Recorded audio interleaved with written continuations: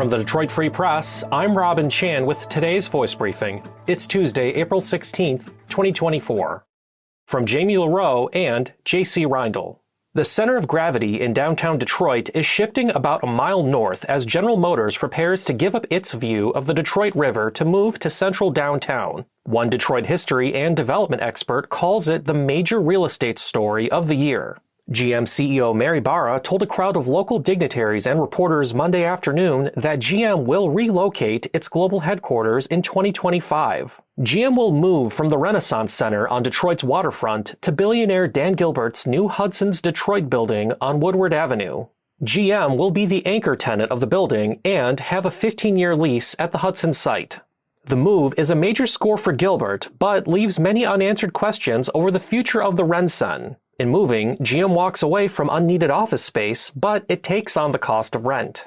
GM did have operating costs, such as taxes, utilities, and janitorial expenses at the RenCen. For more on the story, you can search for Jamie LaRoe and J.C. Reindl's article, GM will relocate headquarters from RenCen to Detroit's new Hudson's building, on Freep.com.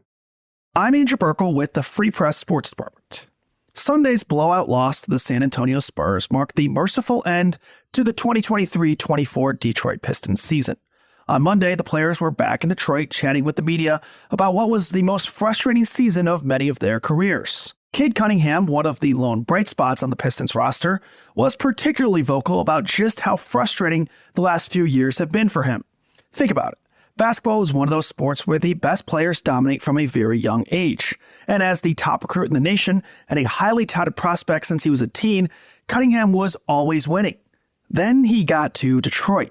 And in each of the last 2 years, the Pistons have failed to even win 20 games. And this year set the franchise record for most losses in a single season.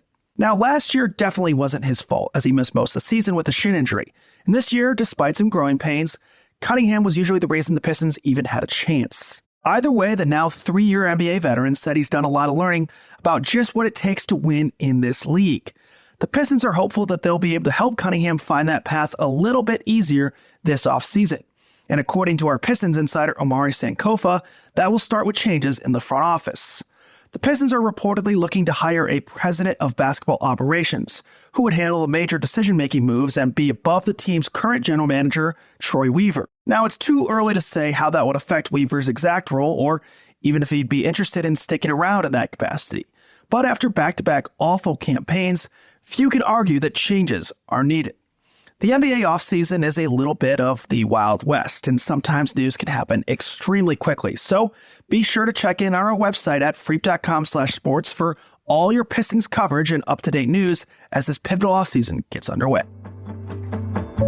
Find more from the Detroit Free Press on Freep.com.